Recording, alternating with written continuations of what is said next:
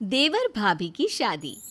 रमाकांत और सावित्री जी के दो बेटे थे। बड़े बेटे का नाम था सुदीप और छोटे बेटे का नाम था अंशुल। सुदीप की शादी हो चुकी थी और उसकी पत्नी का नाम था अनन्या। अंशुल दूसरे शहर में रहकर एक बड़ी कंपनी में नौकरी करता था। कुछ दिनों के लिए अंशुल जब अपने घर आया हुआ था। बहुत दिनों के बाद आए हो बेटा, जल्दी जल्दी छुट्टियां ले लिया करो। अरे पापा, अभी 6 महीने पहले ही तो भाई की शादी में आया था। उसके बाद तो कंपनी वालों ने छुट्टी ही नहीं दी। हाँ, बात तो तेरी सही है। मेरी शादी के बाद तो तू अब घर आया है। लेकिन भाई, आपकी शादी को भी तो सिर्फ 6 महीने ही हुए हैं। लगता है अब तुम्हारी भी शादी जल्दी करनी पड़ेगी। तुम भी तो सुदीप से सिर्फ 1 साल छोटे हो। जल्दी से तुम्हारे भी हाथ पीले कर देते हैं। अरे कैसी बात करती है मम्मी, अभी मुझे कुछ दिन नौकरी तो करने दो। देवर जी, आपकी भी शादी हो जाएगी तो मेरा मन लग जाएगा। देवरानी आ जाएगी घर में। अनन्या, देवरानी आ भी जाएगी तो कौन सा यहाँ रहेगी, वो तो इसके साथ नौकरी पर जाएगी। हाँ मम्मी जी, वैसे बात तो आपकी बिल्कुल ठीक है। और फिर कुछ महीनों के बाद ऑफिस से लौटते वक्त सुदीप का एक्सीडेंट हो जाता है और उस एक्सीडेंट में उसकी मौत हो जाती है। ये क्या दुखों का पहाड़ टूट पड़ा। जवान बेटे की मौत हो गई। क्या करेंगे अब हम लोग। शादी को सिर्फ 8 महीने हुए हैं। उसकी पत्नी ने अभी तो अपना जीवन जीना शुरू भी नहीं किया। मम्मी जी, पापा जी, मेरा क्या होगा? मेरी तो जिंदगी खराब हो गई। मैंने कभी सोचा भी नहीं था सुदीप मुझे इतना जल्दी छोड़कर चले जाएंगे। अरे बहू, सोचा तो किसी ने भी नहीं था। हम तुम्हारा दुख समझते हैं बेटा, लेकिन भगवान की मर्जी के आगे हम कुछ नहीं कर सकते। कितना अच्छा बेटा था मेरा। मैंने किसी का क्या बिगाड़ा था जो वो मुझे ऐसे छोड़कर चला गया। जब आखिरी बार भाई से मिला था तो सोचा भी नहीं था कि ये मेरी उनसे आखिरी मुलाकात होगी। इतने खुश थे भैया, मेरी शादी की बातें कर रहे थे। पूरा परिवार कुछ दिन इसी तरह दुखी रहता है। वक्त बीतता जाता है। सावित्री और रमाकांत जी महसूस करते हैं कि अनन्या काफी अकेली और दुखी रहने लगी थी। सावित्री, हमारी बहू की अभी उम्र ही क्या है, सिर्फ 25 साल, और उसके चेहरे की उदासी देखो। उसे इस तरह देखकर मुझे बिल्कुल अच्छा नहीं लगता। आप ठीक कहते हैं। अनन्या बहुत रोती है और उसका अकेलापन मुझसे भी नहीं देखा जाता।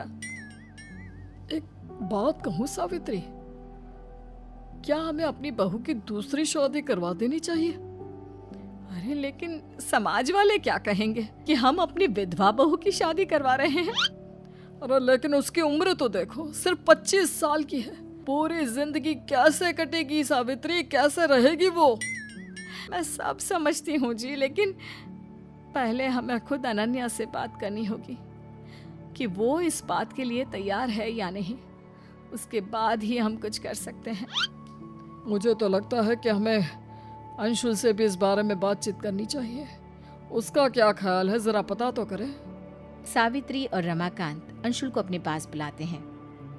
अंशुल बेटा, तुम तो जानते हो सुदीप के जाने के बाद अनन्या की कैसी हालत हो गई है। तुम्हारा इस बारे में क्या ख्याल है? पापा, मुझे लगता है हमें भाभी की दूसरी शादी करवा देनी चाहिए। जब अंशुल भी कह रहा है तो ठीक है, हम अनन्या की शादी करवा देते हैं। वो खुश रहेगी तो हमें भी अच्छा लगेगा। रमाकांत और सावित्री अनन्या के लिए लड़का ढूंढते हैं, लेकिन अनन्या के विधवा होने की वजह से कभी उन्हें बहुत ज्यादा उम्र का लड़का मिलता तो कभी कोई अच्छा लड़का मिलता ही नहीं। इस बात से रमाकांत और सावित्री अच्छे खासे परेशान हो जाते हैं। मम्मी जी, पापा जी, आप मेरे लिए बेकार में ही परेशान हो रहे हैं। मैं बिना किसी शिकायत की अपनी पूरी जिंदगी ऐसे ही निकाल लूंगी। कोई परेशानी नहीं होगी। नहीं बेटा, हम तुम्हें इतना दुखी नहीं देख सकते। हमारा बेटा तो चला गया और अब तुम्हारी पूरी जिंदगी ऐसे ही खराब हो गई तो हम अपने आप को माफ नहीं कर पाएंगे। देखो अनन्या, तुम कहने को हमारी बहू हो, लेकिन इस घर की सदस्य हो और इस नाते तुम्हारी खुशियों का ख्याल रखना हमारी जिम्मेदारी है। मम्मी जी, पापा जी, आप मेरे लिए इतना सोचते हैं ये कम है क्या? और सच बताऊं, मैं पूरी जिंदगी आप लोगों के पास ही रहना चाहती हूँ।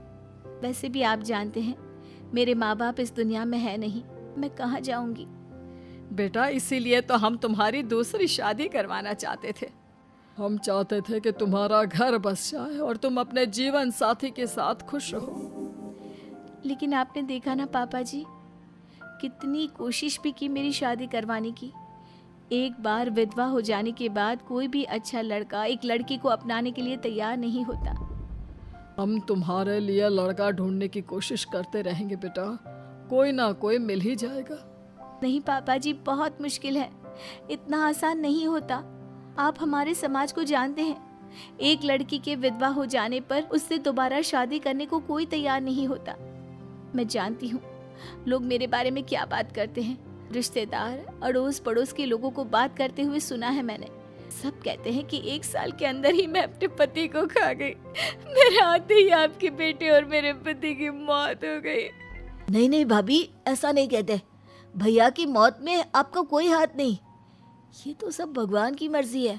अरे वो पति थे आपके, भला आप उनके साथ कुछ भी गलत कैसे कर सकती है? अंशुल ठीक कह रहा है बेटा, हमने अपना बेटा खोया है, हमें कितनी तकलीफ है हम किसी को बता नहीं सकते, लेकिन उसकी मौत के लिए तुम्हें भी जिम्मेदार नहीं ठहरा सकते। मम्मी जी, आप नहीं कहते ये मैं जानती हूँ, लेकिन सारी दुनिया तो यही कहती है। ऐसे में कौन करेगा मुझसे शादी? कोई नहीं करेगा मम्मी जी, सारी दुनिया मुझे मनहूस समझती है। मैं करूँगा आपसे शादी, मैं आपको हमेशा इसी घर में रखूँगा। आप इस घर में रहना चाहती है ना, मम्मी पापा के साथ, हमारे साथ? ठीक है, मैं आपसे शादी करूँगा भाभी। अरे ये तुम क्या कह रहे हो अंशुल, तुम अपने बड़े भाई की विधवा के साथ शादी करोगे? बेटा तुमने ये फैसला सोच समझ कर तो लिया है ना? अरे कैसी बात कर रहे हैं आप? अपने बेटे को रोकने की बजाय उससे पूछ रहे हैं कि फैसला सोच समझ कर लिया है। लेकिन मम्मी, आपको इस बात से क्या एतराज है? देवर जी, मेरी वजह से आप अपनी जिंदगी खराब करने की कोशिश मत कीजिए। मैं जानता हूँ आप मेरी भाभी हैं और एक पत्नी का रिश्ता मेरे साथ शुरू करने में आपको बहुत मुश्किल होगी, लेकिन फिर भी मैं इसके लिए तैयार हूँ। तुम्हारा दिमाग खराब हो गया है क्या? तुम्हारे बड़े भाई की मौत हो गई है और ये उसकी पत्नी है, उसके साथ शादी करके तुम चाहते हो कि घर में फिर से कुछ गलत हो जाए? देखा मम्मी, सारी दुनिया गलत तो नहीं कहती। जब हमारी खुद की सोच ही ऐसी है तो हम दूसरों को क्या समझाएंगे?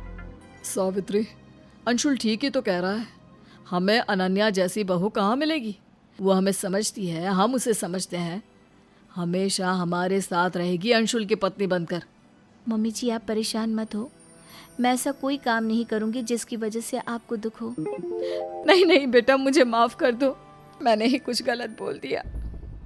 अंशुल ठीक कह रहा है, तुम हमारे घर में बहू बनकर आई थी और अब हमेशा के लिए बहू बनकर ही रहोगी, इससे अच्छी बात और क्या हो सकती है? देखिए भाभी, आपको जितना वक्त चाहिए आप ले लीजिए। हमारा रिश्ता थोड़ा अलग है, लेकिन धीरे धीरे सब कुछ ठीक हो जाएगा। रमाकांत और सावित्री जी अंशुल और अनन्या की शादी करवा देते हैं और इस तरह से एक देवर अपनी भाभी से शादी करके कम उम्र में विधवा हुई अपनी भाभी की जिंदगी को फिर से खुशियों से भर देता है।